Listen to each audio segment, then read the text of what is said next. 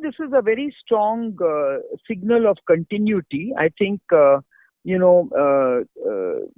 Urjit Patel has worked very closely with Governor Rajan, and obviously he has been deeply involved in the asset cleansing that was done with the banks. I think he's very involved with the containing the inflation. He's obviously extremely conversant with currency volatility. He's worked with IMF. He's very familiar with the external and internal macroeconomic factors.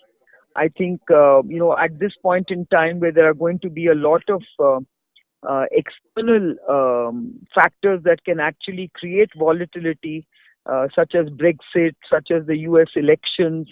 I think he has the experience of handling these kind of volatile forces. And I also think that, now that most of the, banking issues have been addressed head on, he's actually starting on a much firmer footing.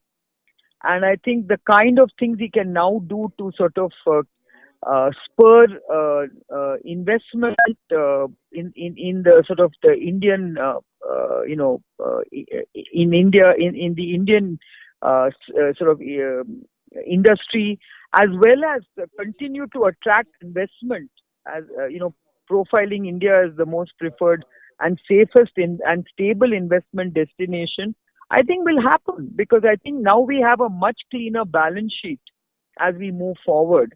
And that also signals a very strong, stable fiscal environment for India.